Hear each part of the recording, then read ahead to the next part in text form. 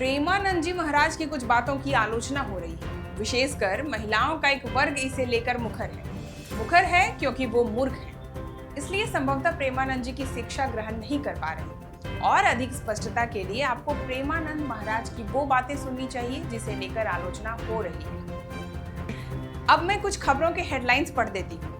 सोनम ने प्रेमी राज संग मिलकर हनीमून पर की पति की हत्या। मेरठ में प्रेमी संग मिलकर पति की हत्या, ड्रम में सीमेंट डालकर छुपाई लाश। कर्नाटक में अवैध संबंध के चलते पत्नी ने प्रेमी की मदद से की पति की हत्या।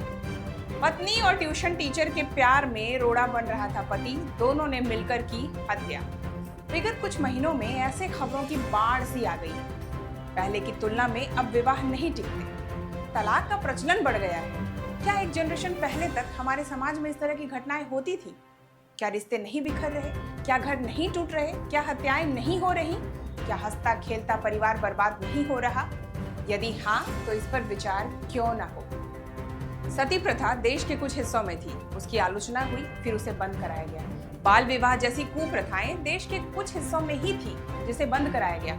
लेकिन उस समय में भी सभी विधवाएं सती नहीं होती थी और उस समय में भी सभी कन्याओं का बाल विवाह नहीं होता था। फिर भी इसे व्यापक समस्या की तरह देखा गया, विमर्श हुए, जागरूकता आई और अंततः इन कुप्रथाओं को समाप्त होना पड़ा। उसी तरह आज भी यदि कुछ गलत प्रचलन शुरू हो रहा है तो उस पर अंकुश लगाना होगा, क्योंकि यह केवल स्त्री स्वायत्तता का नहीं, सुरक्षा और अपराध का विषय भी है। आधुनिकता के नाम पर व्यभिचार को सही नहीं ठहराया जा सकता। दूसरी बात यह कि प्रेमानंद जी ने केवल लड़कियों की बात नहीं की, उन्होंने लड़के एवं लड़कियों दोनों के बारे में कहा। तो फिर कुछ एक लड़कियों को इससे आपत्ति क्यों हुई? विशेषकर न्यूज चैनल वाले टीआरपी के लोभ में प्रेमानंद जी जैसे संतों के विरुद्ध शो बनाते हैं, उनके विरुद्ध बोलते हैं। अनुष्का शर्मा बॉलीवुड की टॉप एक्ट्रेस, विराट कोहली को पूरे विश्व में जाना जाता है और वे प्रेमानंद जी के शिष्य हैं। ऐसे अनेक लोग उनके दर पर उनका आशीर्वाद पाने के लिए आते हैं। उनके श्रीमुख से कुछ सुनने आते हैं, कुछ याचक होते हैं तो कुछ जिज्ञासु। वे संतुष्ट होकर जाते हैं, तभी बार बार आते हैं। और एक ये 2 टके के चैनल और टीपी पढ़ने वाले एंकरें हैं जो अपने आप को पता नहीं क्या समझ रही हैं। दिन भर दूसरों का लिखा हुआ पढ़कर चेहरा चमकाने वाली ये एंकरें प्रेमानंद जी महाराज पर प्रश्न उठा रही हैं, वह भी झूठे आरोप लगाकर, ताकि सोशल मीडिया पर उनको 4 लाइक मिल जाएं। आप प्राइवेट नौकरी में हैं, आपकी प्रमोशन और सैलरी इंक्रीमेंट का सवाल है, समझा जा सकता है। आपको प्रेमानंद जी की सच्ची बातें चुभेंगी, लेकिन सार्वजनिक रूप से अपनी भ्रष्ट बुद्धि का प्रदर्शन तो मत कीजिए। प्रेमानंद जी पूछे गए प्रश्नों का उत्तर देते हैं। जो लोग उनके पास जाते हैं वे उन्हीं से बात करते हैं। उन्होंने किसी चैनल पर बैठकर कुछ नहीं कहा।